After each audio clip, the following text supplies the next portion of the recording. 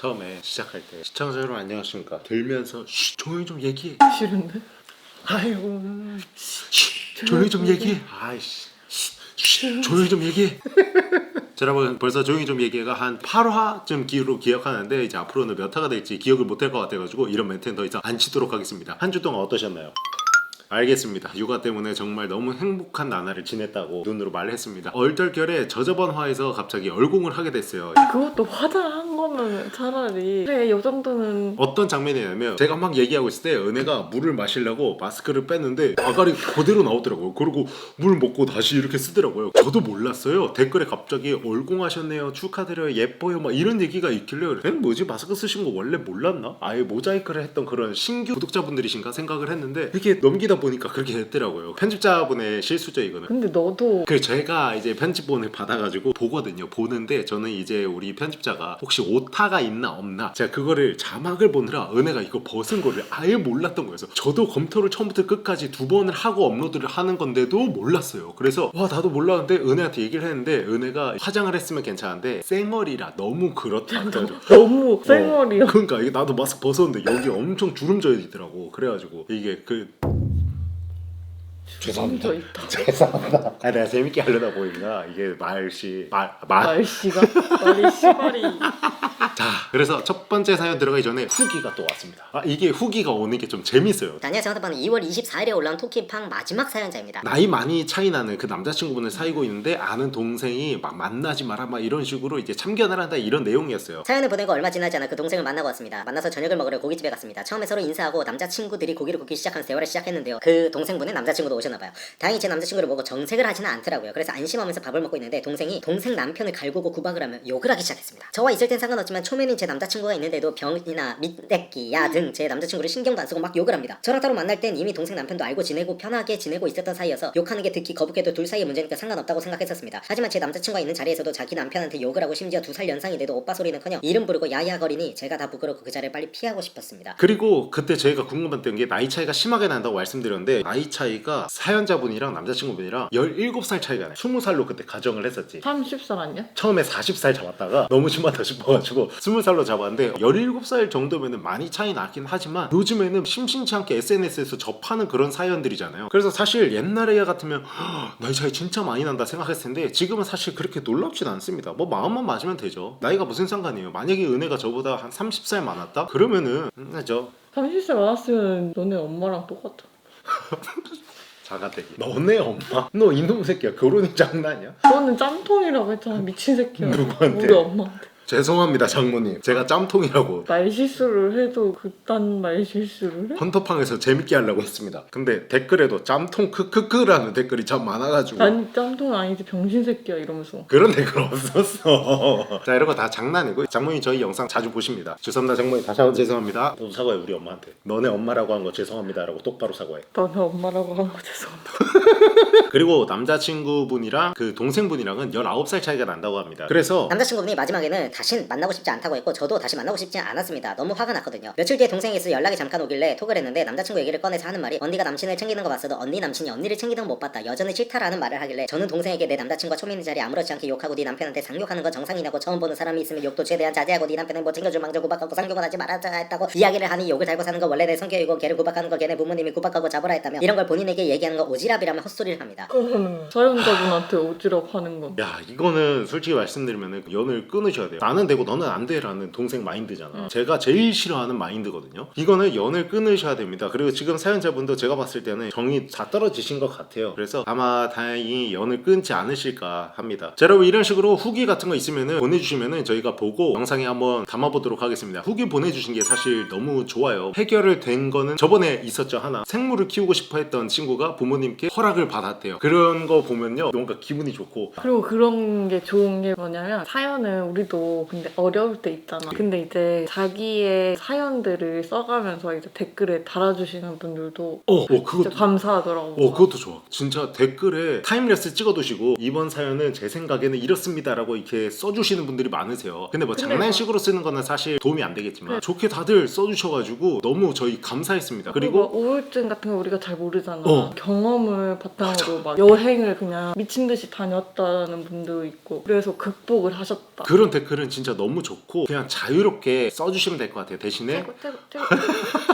대신에 대신에 너무 좋은 그렇죠. 너무 쪽으로. 이제 비판 비방하지 말아주셨으면 좋겠습니다. 자, 첫 번째 사연 가겠습니다. 안녕하세요, 은혜님 그리고 헌터팡님. 잠시만, 왜 은혜님 하트 돼 있고 그리고 헌터팡님하고 하트가 없죠? 자, 다음 사연 보겠습니다. 도끼팡님 알았어. 저는 얼마 전에 유튜브를 시작했습니다. 제 목표는 1년 후 수익 창출이었습니다. 유튜브라는 것에 뛰어들기 전 유튜브는 어렵다라는 얘기를 많이 들었기 때문에 당연히 작은 목표를 일단 잡고 시작을 했습니다. 지금 유튜브를 시작한 지 한 달 정도 되었는데요. 첫 영상의 조회수가 100만이 넘게 터지면서 현재 구독자가 4만 명이 넘은 상황입니다. 이 사실이 너무너무 기쁘면서도 한편으로는 매일매일 구독자가 증가하고 댓글이 달리고 많은 분들이 주목해주는 게 무섭다는 생각도 했습니다. 불특정한 다수에게 영상이 뿌려지다 보니까 취향에 맞지 않은 분들이 악플 비슷한 쓴소리를 다는 것도 너무 신경 쓰이고요. 헌터팡님도 헌터팡님의 영상이 갑자기 주목을 받기 시작했을 때 어떤 기분이셨나요? 저랑 비슷한 생각이셨나요? 유튜브 선배로서 제가 앞으로 가져야 할 방안과 태도에 대해서 알려주시면 너무나 감사하겠습니다. 일단 축하드립니다. 너무 축하드립니다. 떡상을 하셨습니다. 지금부터가 가장 중요하다고 저는 생각합니다. 일단 정말 대단하신 거예요. 왜냐면 정말 유튜브 알고리즘은 아무거나 올려주지 않아요. 물론 가끔은 진짜 희한한 거 올려줄 때가 있지만 지금 잘하셔서 그런 거고, 한 달 만에 아니 100만이 터졌는데 구독자가 4만 명이 됐잖아. 이거 뭔가 헌터팡 처음이랑 좀 비슷하거든요.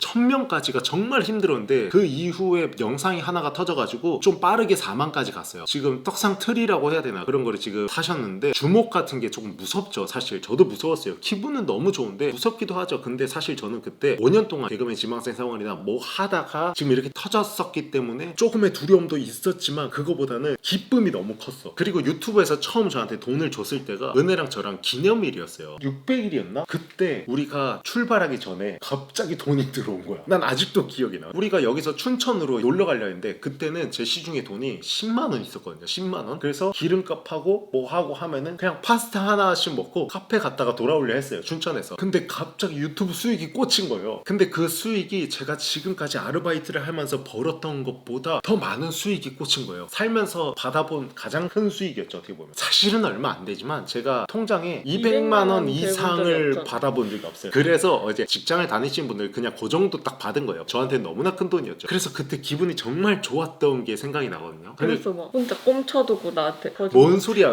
내가 그때 항상 한 접시에 1,000원짜리 회전 초밥집 가다가 그때는 그냥 비싼 회전 초밥집 계란말이 하나에 막 3,000원씩 하는 그런 데 갔다고? 그런데 갔어. 임마 우리 웨이팅 하면서. 어딘데? 춘천에 우리 초밥집 기억 안 나? 그렇고? 아니 무슨 아니야. 그리고 슈마커라는 곳 가가지고 거기 신발도 너 사고 그래가지고 나 진짜 그때 제 인생 어떻게 보면 가장 소중했던 돈이 아닐까? 가장 극적인 타이밍에 잘 들어온 돈이 아닐까? 야 기름도 은혜 알지 우리. 10,000원씩 넣고. 근데 이게 오해할 수도 있어. 근데 차가 있잖아요. 저희 매형이 자기 이제 동생한테 줬다가 동생이 안 탄다고 타고. 했던 그 차가 하나 있어요. 그거를 저희가 얘 양양에서 부모님 차 빌려 타고 이래가지고 너무 불쌍해 보여가지고 저희한테 준 거예요. 근데 심지어 줄 때 저는 무슨 생각을 했냐면은 아 은혜야 나 이거 유지 못할 것 같아서 나 안 받는 게 나을 것 같은데. 근데 은혜는 이거예요. 일단 받아보자. 일단 받아. 근데 조건이 이거였어. 매형이 그거 차 네가 팔아도 돼 이러면은 받았겠는데 조건이 팔지 마였어. 언제 내가 다시 회수할지 모르니까 팔지 마 이거였어 가지고 아 그럼 다 못 받겠는데 은혜는 언제까지 빌려 타냐 일단 받아라 했어. 일단 받은 거였어요. 그렇게 해서 차가 있었던 거예요 여러분. 그래서 차 기름값도 진짜 2만원 심할 때는 막 만원 셀프 가가지고 만원씩 넣고 그랬어요. 셀프 아니면은 가가지고 얼마나 드릴까요? 만원이요. 이게 사실 너무 초라하잖아. 그러니까 셀프 가서 누르고 10초 있잖아 끝나. 아 그런 시절이었는데 그때 이렇게 들어오니까 집에 돌아갈 때 우리 가득이요. 아 이게 너무 좋더라고요. 사연자분은 어떤 삶을 사셨는지 모르겠지만 어쨌든 유튜브란 거에 도전해서 정말 좋은 성과가 빨리 나타났잖아요. 지금부터가 가장 중요하다고 생각을 합니다. 지금부터는 이제 그 떡상한 그 영상과 좀 비슷한 결의 영상을 몇 번을 만들어내면 알고리즘을 2-3번은 탈 거예요. 그렇게 해서 방향성을 점점 이제 잡아가시는 게 가장 중요하고 우선 너무 축하드립니다. 아 너무 좋은 사연이에요 진짜. 두 번째 사연. 안녕하세요. 저는 결혼을 꿈꾸고 있는 올해 29살 남자입니다. 어렸을 때부터 저는 결혼을 하고 아이를 낳는 것이 제가 이상적으로 꿈꾸는 가정의 완성이라는 생각을 가지고 살았어요. 현재도 그 생각은 변함이 없습니다. 간혹 결혼한 분들이 결혼하지 마. 네. 너 그러냐 친구들한테? 뭘? 결혼하지 마 이렇게 해? 아 이건 허세야. 아 해봤으니까 하는 말이지. 그건 맞아. 결혼하지마 하면서 말하는 것은 저에게 있어서 단순한 농담처럼 느껴지고 가끔 기만처럼 느껴질 때도 있어요. 그리고 많이 부럽습니다. 그래서 고등학생 때 첫 연애를 하면서부터 내가 만난 이 여자가 결혼을 할 만한 사람인지에 대한 생각을 끊임없이 했던 것 같습니다. 결혼을 두고 연애를 하시는구나. 그것 때문에 연애를 길게 못하고 있습니다. 사귀다 보면 상대방이 단점이 보이는 것이 당연하겠지만 보통의 연인이라면 그냥 웃으면서 넘어갈 문제도 저는 쉽게 넘기지 못하는 것 같아요. 저는 결혼까지 염두에 두고 상대방을 바라보다 보니까 사소한 습관 하나도 나중에 내 결혼 생활에 어떤 문제가 되지 않을까 하는 생각이 들고 결국 그 문제를 고민하다가 이별을 고한 일이 너무 많았어요. 예를 들어 요즘 유행하는 나 우울해서 빵 샀어라는 말을 들으면 이 여자는 우울하면 충동적으로 돈을 쓰는구나 하는 생각도 들어요. 죄송합니다. 죄송합니다라고 써있습니다 여러분. 쓰고 보니 제가 좀 병적으로 보이는 것 같네요. 그러면 저는 이 여자랑 결혼 못하겠다. 그러면 굳이 왜 돈, 시간 쓰면서 만나고 있지? 내가 원하는 건 결혼을 할 여자인데 하는 생각에 결국 얼마 못 가 이별을 하게 됩니다. 주변 분들은 너가 아직 진짜 사랑하는 사람을 못 만났나 봐 라고 할 때면 이제까지는 그냥 하하 웃으면서 넘겼는데 슬슬 조바심이 들기 시작합니다. 제가 여쭤보고 싶은 건 헌터팡님과 헌터킴님 또 기회.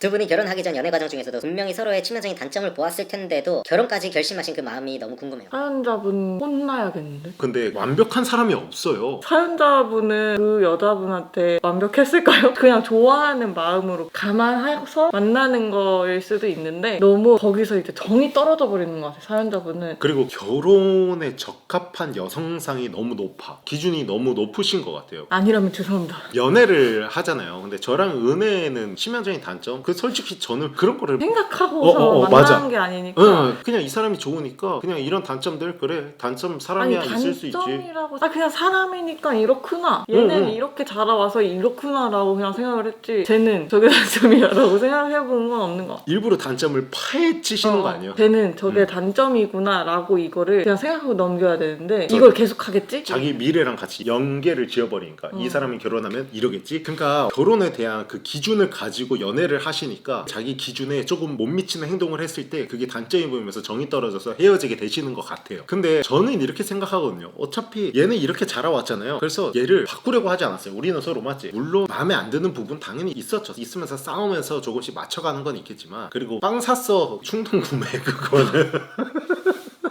아 그거 뭐 죄송하다고 했으니까 더 이상 할 말 없는데 그건 귀여워. 나 슬퍼서 빵 샀어 이거잖아. 왜 슬펐어? 이거에 꽂히거나 그래서 무슨 빵인데? 근데 이 사연 슬퍼서 빵을 샀다? 그런데 충동 슬픈데 아. 그럼 얘는 맨날 뭘 사겠네 이렇게 생각을 하는 거야. 그러니까 정말 고등학교 때부터 누구를 만나든 결혼을 전제로 그 사람을 보는 거라고 하셨잖아요. 옛날부터 가진 그런 습관은 사실 쉽게 바뀌어지진 맞아. 않겠지만 그래도 많이 한번 내려놔 보세요. 이 사람의 단점보다 이 사람의 장점이 이 단점을 덮어줄 수도 있는 거고 그래서 정말 완벽한 사람은 없잖아요 진짜. 그리고 그 단점을 사연자분이 보완을 해줄 수도 있고 털어서 먼지 안 나온 사람이 어디 있어요 진짜. 어떻게 사람 환경이 다른데 심지어 사람 환경이 비슷한 친 가족들도 싸우는데 근데 막 여자친구 단점이 화장실 갔다가 휴지 막 달고 나와. 그럼 전 휴지 떼주면 되지. 어디 휴지가 똥이 똥꼬에 뭐야? 휴지가 똥꼬에 껴가지고 팬티 사이로 바지 사이로 해가지고 이렇게 나와서 꼬랑지가 근데 그걸 빼줬는데 거기 끝에 똥이 묻어있고 그거는 병원에 가야 되는 거야 은혜야. 무슨 예를 들어도 근데 너는 내가 막 그랬어. 뒤에 지나가다가 어깨빵 당하면 막 존나 이 부셔. 아 그건 헤어졌지. 그건 인성이 문제 있는 거고 어깨빵 했으면 죄송합니다 해야지 왜 이를 부셔. 근데 봐봐 반대로 생각해보자. 내가 만약에 휴지를 그렇게 달고 왔어. 너랑 사귀고 있어. 한 300일쯤 됐어. 완벽했어. 300일까지 완벽했는데 갑자기 301일에 영화관 갔다가 화장실 나오는데 그거를 30m를 달고 나온 거 있는 거야. 거의 구미호 꼬리를 하나로 잘라서 다 이은 그런 느낌. 근데 너가 그걸 빼줬다? 근데 거기에 똥이 살짝 묻어있어. 피도 살짝. 원래 평소에 비데를 써서 롱코가 연해져 있는 남자인데 갑자기 밖에서 마려워가지고 닦다가 특히 영화관 휴지 알지? 그 거의 종이잖아. 그거에서 베인 거야 롱코가. 피도 좀 나와 있어. 근데 피보다 똥이 좀 더 많아. 어떻게 할 거야? 빼주겠지. 빼주고. 놀리겠지. 아 놀릴 거야? 놀리면 나는 자살하고 싶을 것 같은데 솔직히 진짜 솔직히. 아니, 좀 지나고 괜찮아. 아 좀 지나고 근데 빈번해. 막 식당에서도 어. 헤어지지 시발로. 봐봐 이런 상황 이런 굉장히 치명적인 단점인 상황에서 은혜는 이렇게 저를 이렇게 하잖아요. 물론 우리 둘의 세월이 있었기 때문에 그럴 수 있지만 그래서 너무 그런 기준치를 가지고 계시지 말고 그냥 어느 정도 조금 장점을 더 많이 보시는 분이 되셨으면 좋겠어요. 너무 심한 거 아니면은 자 심하다의 기준이 진짜 뭐야? 우리 아까 장난쳤지만 현실적으로 어른들한테 예의 없어. 아 절대 안 되지. 식당 주인들한테 막 종업원들한테 막 하대. 막 아 하대. 내가 진짜 제일 극혐했어요. 자 다음 사연입니다. 곧 40을 바라보고 있는 딸 둘을 키우고 있는 애청자입니다. 제 고민은 요즘 내 집을 가고 싶은 마음이 너무나도 큽니다. 저도 주택에 대한 로망이 있어 헌터팡님 집 속의 영상을 몇 번이나 돌려봤는지 모르겠어요. 일단 제 상황부터 말씀드리자면 자영업을 하다가 2번 실패하면서 그때 진 빚을 갚느라 많이 힘들었어요. 다행히 지금 하는 일이 잘 돼서 빚은 다 갚았지만 유치원 다니는 두 아이에 주부인 와이프까지 자잘하게 지출이 많다 보니 돈이 모이질 않아요. 힘들던 시기에 운 좋게 임대주택에 들어갈 수 있게 돼서 부담되지 않는 금액으로 생활을 하고 있지만 아이들도 점점 커서 혹시 학교 가서 임대주택 산다고 놀림을 받을지 않을지 그리고 지금의 주변 환경도 많이 좋은 편이 아니라는 판단 또 아이들 짐 때문에 공감도 너무 좁아 이사 가고 싶은 마음이 굴뚝 같습니다. 경제적 여유는 없는데 욕심은 커져가네요. 무리를 해서라도 은행에 힘을 빌려 내 집 마련하라고 허리띠를 졸라매면서 살아갈지 힘들고 마음이 불편해도 지금 이곳에서 버티며 돈을 더 모을지 고민 많은 새벽에 맥주 한잔하며 사연 보냅니다. 정말 고민이실 것 같습니다. 우리의 가장 어깨가 무겁습니다. 애기 키우면은 지출이 정말 말도 안 되는 거는 맞아요. 특히 커가면서 더욱더 애 교육비도 들어가고 나라에서 나오는 돈이 있다고 하는데 솔직히 말씀드릴게요. 부족합니다. 진짜로 부족해요. 애들한테 더 해주고 싶은 것도 많고 다른 엄마들은 막 이런 거 하는데 뭐 이런 부분도 있을 거고 근데 지금 대출을 엄청 끌어가지고 이자를 빠듯하게 갚아가면서 차라리 내 집 마련을 할지 아니면은 그냥 지금 돈을 더 모을지 내 집 마련을 하면 좋겠지. 근데 만약에 대출금 갚으면서 더 어려워져. 자영업을 하시잖아. 좋을 때는 계속 좋겠지만 혹시 언제 안 좋아질지도 모르는 게 자영업이잖아. 그래가지고 또 이런 생각을 하시지 않을까. 이 집을 팔아야 하나?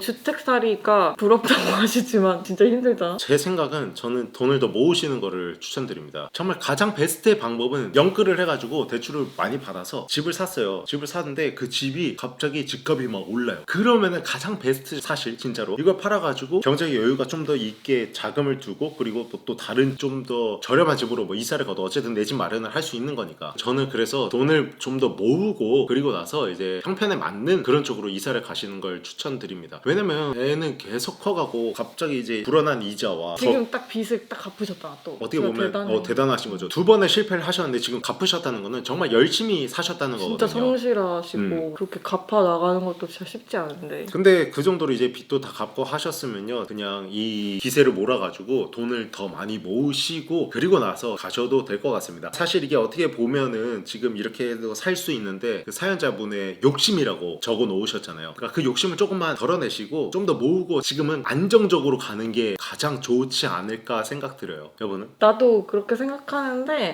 근데 또 고민이 되긴 해. 왜냐면 어찌 됐든 간에 돈을 모으잖아. 근데 잘 모으면은 상관이 없는데 짜잘하게 지출이 나가는 것 때문에 더 못 모아서 못 가실까 봐. 내 집 마련의 꿈이 그런 거 있잖아. 그지 우리도 이거 지어놓고서도 엄청 좋았잖아. 이 중문만 열면 와 이러면서 맨날 그렇지. 맨날 오고 그런 걸 아니까. 그리고 또 애들이 커가면서 이제 자기 방을 또 따로따로 해줘야 될 거 아니야. 얼마나 그런 거를 원하시겠어.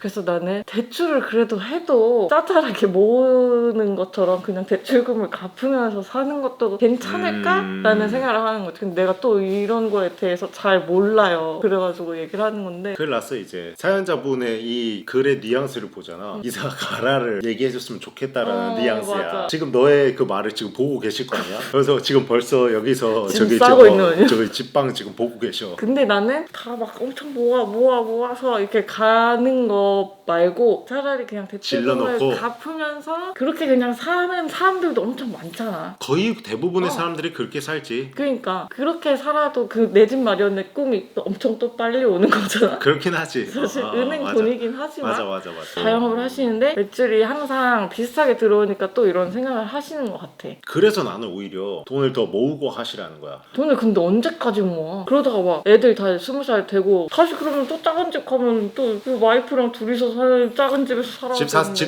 집 사세요. 어떻게 보면 은혜랑 저랑은 이제 반대되는 의견이잖아요. 그러면은 이제 사연자분이 선택을 하시는 게 가장 좋은 방법입니다. 허리띠 졸라 매는 게 은행 대출이 얼마나 갚는 거냐 아니면 지금 내가 적금을 얼마나 드느냐 이 차이를 보고 하셔야 될 것 같아. 많이 차이가 나면은 못 하는 거고 별로 그렇게 막 따져봤을 때 별로 그렇게 차이가 없다 하면은 지르세요. 죄송합니다. 책임은 은혜가 진답니다. 죄송합니다. 저는 그때 아마 이혼을 했을 거고요. 와이프분 죄송합니다. 자, 다음 사연입니다. 저는 빠른 년생이라 대학교를 19살에 들어갔고 대학 생활이 적성에 맞지 않고 코로나 시기랑 겹쳐서 수업도 제대로 못 듣고 쓸모없는 시간 낭비라고 생각되어 다니던 대학을 자퇴하고 군입대를 선택했습니다. 일반 병사로 입대를 하냐 아니면 부사관으로 입대를 하냐가 많은 고민이 있었지만 일반 병사로 입대하자니 2년이라는 시간 동안 내가 뭘 할 수 있을까? 돈을 얼마를 모을 수 있을까? 하는 생각을 해보니 병사로 2년을 근무할 바에는 부사관으로 4년을 복무하고 돈을 더 많이 벌어서 24살에 전역하자라는 마음으로 부사관을 지원했고 운이 좋게도 한 번에 합격하여 20살 3월달에 부사관으로 입대하게 됐습니다. 충성! 현재는 군생활 3년차 23살입니다. 입대 후부터 계속해서 고민이 되어 아직까지도 선택하지 못한 상황입니다. 제 고민은 1년만 더 복무해서 의무 복무 4년만 마치고 전역해야 할지 아니면 장기 복무를 해야 할지 고민입니다. 최초의 생각은 4년 동안 돈도 열심히 모으고 전역해서 뭘 할지 생각하고 준비하자라는 마음가짐으로 입대하였지만 막상 전역 1년 앞둔 상황에서 뭘 해야 할지 아직까지 갈피를 잡지 못한 상황입니다. 전역하면 24살에 배운 것도 할 줄 아는 것도 없어 막막함도 찾아오는 것 같습니다. 장기 복무를 하자니 타군에 비해 저희 군 특성상 지역 이동이 많아 한 곳에 정착하기 힘들고 위험한 근무 환경에 노출되어 있다 보니 아무래도 망설여지는 부분이 있는 것 같습니다. 부대 사람들 중 군 생활을 20년 넘게 하신 분들은 사회 가면 지옥이다, 여기가 좋다, 말뚝 박아라 라고 하시는데 좀 젊은 분들은 한 살이라도 젊은데 나가야 된다라며 본인 군인은 결혼을 일찍 하는 바람에 어쩔 수 없이 잡혀있지만 너는 여기서 하는 만큼만 하면 밖에 나가서는 더 잘 벌고 잘 살 수 있다고 운운해 주십니다. 전역하고 사회 나가도 늦지 않았을까요? 하나 말씀드리면 저랑 입대했을 때 똑같이 들어온 부사관 분이 한 분 계셨어요. 근데 같은 중대는 아니고 다른 중대여가지고 많이 마주칠 일이 없는데 어쩌다가 이제 한번 얘기를 하게 돼서 좀 친하게 지나게 됐어요. 근데 그 부사관 분은 정말 너무 성격이 착하신 분이었고 모든 병사들이 좋아하는 그런 분이었어요. 근데 제가 이제 전역 한 2달 남았을 때 가다가 축구하고 이제 들어가다가 부사관 분을 만난 거예요. 그 부사관 분이 충성을 받는 몸에 배어있는 습관이 있어. 충성 하면은 보통 간부들은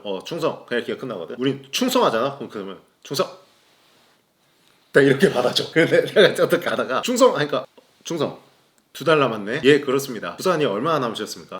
나는 2년 하고 2달 남았어. 딱 이렇게 하는데 거기서 그분이 진짜로 울었어? 눈시울이 진짜 빨개지는 거야. 너무 나가고 싶은 거야. 너 부럽나 보다. 내가 너무 부러웠던 거야. 그 전역할 때도 가서 하니까 너무 부럽다고 하셨어. 그러니까 정말 나가고 싶은데 4년이란 시간을 억지로 이제 있어야 되는 거잖아. 근데 또 나는 궁금한 게 부사관이란 군인의 직업을 갖고 일을 하는 거잖아. 그렇지. 퇴근 있지. 그렇지. 퇴근이 있지. 근데도 힘들어. 근데도 힘든 거는 있지 당연히. 왜냐면은 나가서도 선임 관계도 그대로 있고 또 아파트에서 또 선임이랑 사는 경우도 있고 같이. 아파트에서 혼자 사는 게 아니거든. 같이 이제 들어가서 룸메랑 같이 사는데 그게 선임이고 사이가 안 좋고 하면은 거기에서 또 갈등이 있을 수 있는데 내가 여기 사이가 안 좋다고 학교 다니고 뭐 나가게 해주세요 이것도 안 되고 술을 많이 좋아하시다 보니까 군인분들이 회식도 많고 이러다 보니까 끌려다니는 것도 많고 그리고 또 일반 뭐 직장인도 야근이 있지만 10시 안에 자주 끝낼 수 있는 야근이 많잖아. 근데 이거는 이제 훈련을 하자. 예를 들어 2박 3일 잠 안 자는 그런 훈련들도 있거든. 60시간 깨어있기 훈련 그런 것도 해야 되고. 근데 사실 그렇게 하는 거에 비해서 저는 월급을 엄청나게 많이 받는다고 생각하진 않아요. 그 부사관이나 뭐 장교분들 뭐 물론 장교분들이 이제 짬이 점점 차면서 막 가면은 뭐 많이 벌기도 하시겠지만 지금 사연자분의 고민은 내가 여기서 1년 있지 이거 만약 여기서 결정하지 않아 그러면은 여기서 시기를 더 놓칠 수도 있어요. 사회에 빨리 나와가지고 빨리 자리를 잡는 게 낫지. 예를 들어 26살에 내가 갑자기 나가가지고 하면 2년이나 사회가 또 늦은 거예요. 거기서 근무하고 계시는 행보관님이나 뭐 주임원사님이나 이런 분들처럼 내가 그 안에서 말뚝박지 않을 것 같다 라고 하면은 나와야 돼. 저는 그렇게 생각합니다. 그냥 말뚝 받는 거는 그 20년이란 짬이 있으니까 이제 얘기를 할 수 있어. 지금 24살이면은 다른 분들 군대 전역하면은 거의 24살, 23살 이런 사람도 많아. 진짜 빠르게 간 거잖아. 저도 상황 똑같거든요. 저도 대학교 자퇴했고 저도 군대 전역이 24살이었어요. 똑같잖아요. 근데 완전 다르죠. 저는 24살에 전역해가지고 나라사랑 카드에 3만 원 들고 나왔거든요. 근데 지금 최소 몇백만 원은 들고 나오실 거 아니에요. 3만 원이시면 뭐에 쓰신 겁니까 도대체? 담배를 하루에 나오세요, 8가씩 나오세요.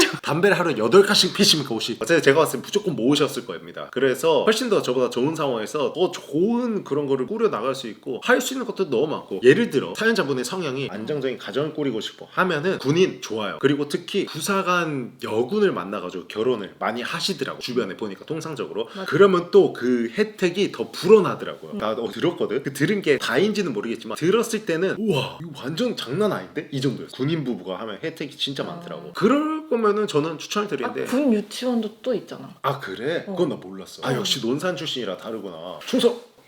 중성.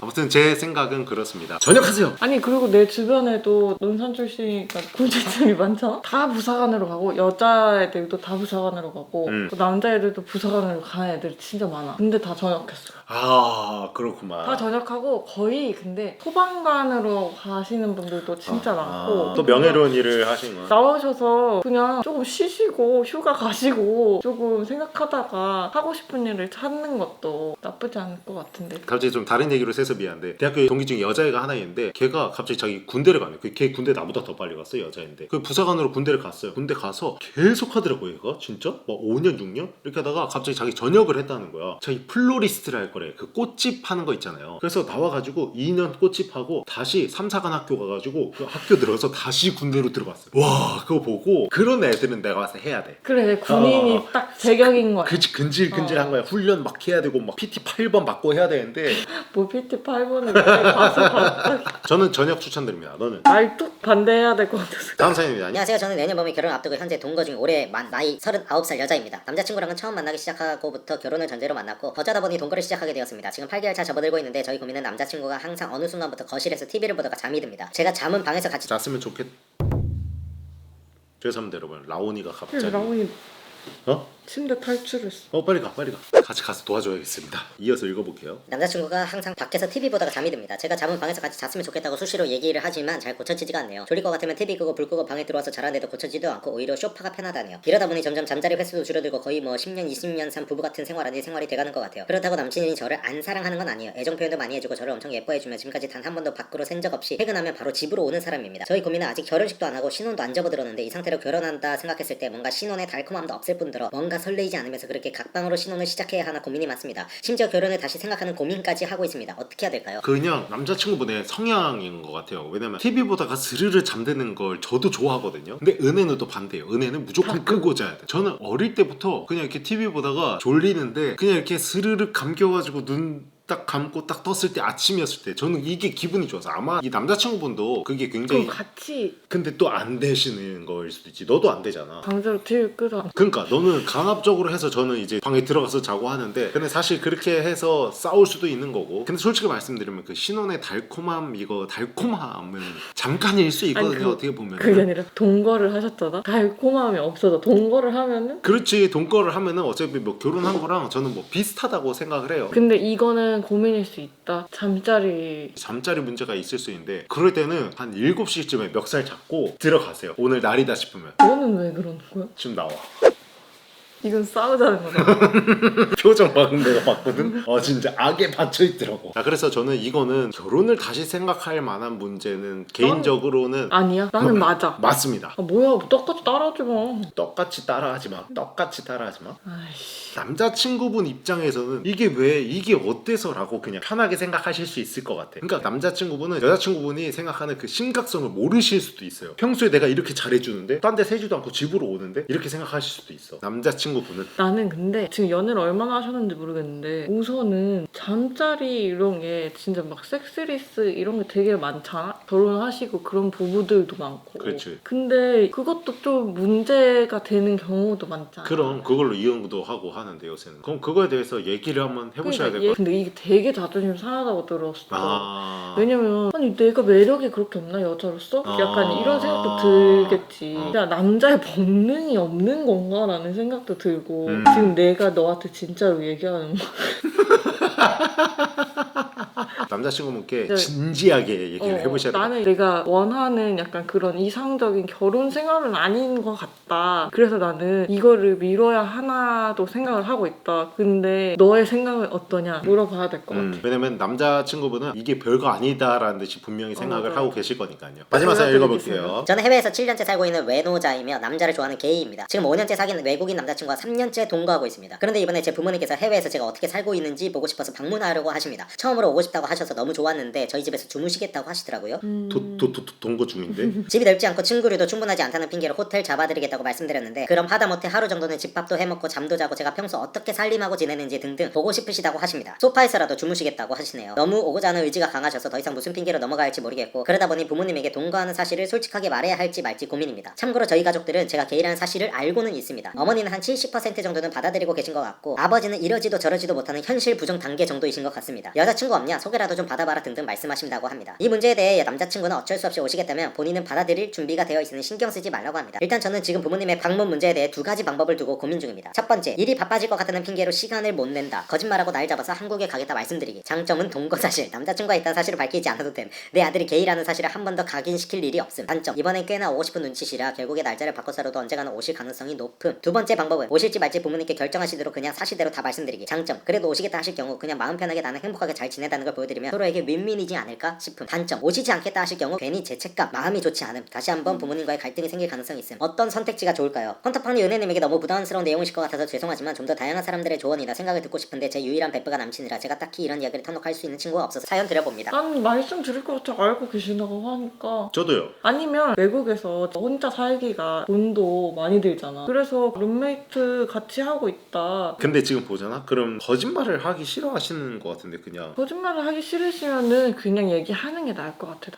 저도요. 왜냐면은 부모님이 바라는 거는 아들의 행복이 제일 1순위가 아닐까? 이미 그렇게 알고 계시고. 진짜 난리치실 분들은 아, 난리가 났어 벌써. 그럼 아버님은 아직도 현실 부정 단계라고 지금 하신 거 보니까 아버님은 굉장히 큰 이런 생각에 잠기실 수도 있겠지만 나 한편으로 더 괜찮으실 수도 맞아. 있어. 진짜 얘가 이런 아이구나 그냥 이렇게 할 수 있잖아. 얘가 진짜 사랑하는 사람은 그냥 이렇게 이 사람이구나라고 생각할 수 있잖아. 요번에 보여주면은. 근데 나는 더 걱정인 게 뭐 내 부모님이랑 상관없는데 나는 그 남자친구분이 외국인이잖아. 근데 거기는 조금 더 여기보다는 자유롭잖아. 근데 이제 부모님의 눈초리가 만약에 이래. 그러면 여기는 왜 이러지? 라고 생각할 수 있잖아. 그래서 저는 개인적으로 만약에 제가 이제 사연자분의 상황이라면은 남자친구분을 보여드리진 않을 것 같아요. 나는 보여줄 것 같아. 아 차라리. 진짜 나는 안 보여주고 얘기를 할 것 같아. 그냥 내가 이렇게 있다. 그리고 엄마 아빠한테 물어볼 것 같아. 혹시 봐보실래요? 거기서 오케이 하셨으면은 그러면은 보여드리는 거고 됐다 하시면은 그냥 알겠습니다 하고 안 보여드리는 거고. 나는 우선 남자친구한테 얘기를 하고 남자친구 내보낼 수는 없잖아. 그렇지 좀 애매한데 그래도 얘기를 해봐야지. 우리 엄마 문화가. 아빠는 잘 못 받아들인다. 그래서 그냥 남자친구를 호텔을 한번 보내시던지 부모님이 먼 길 오시는데 그래도 관광도 시켜드리고 아들한테 좀 그냥 집밥도 먹이고 싶고 이런 게 부모님의 마음이잖아. 그렇기 때문에 그런 것 같아. 그래서 그냥 나는 남자친구를 호텔을 보낸다. 저도 이게 베스트예요.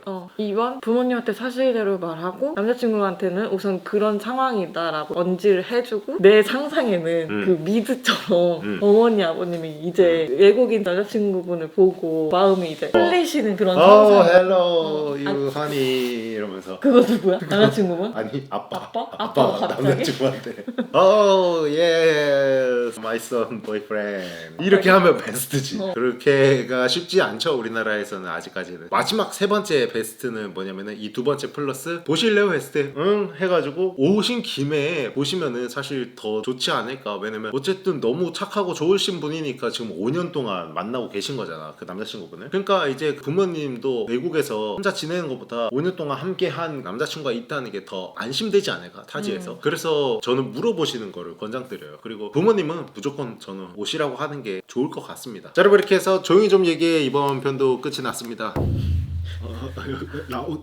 자 여러분 계속해서 고정 댓글에 보시면은 메일로 사연 받고 있습니다. 앞으로도 많은 사연 보내주시면은 저희가 할 수 있는 상담 선에서는 이렇게 채택을 해가지고 하도록 하겠습니다. 그리고 이번에 안 뽑혔다고 해서 뭐 저희 다음에 안 뽑히고 이런 것도 아니에요. 저희가 이제 계속해서 이제 누적을 하고 있거든요. 이 사연에 대해서 내가 좀 얘기해 줄 수 있을 것 같아 싶은 사연들을. 그렇기 때문에 많은 사연 보내주시면 감사드리겠습니다. 하나 둘 셋 조용히 좀 얘기해.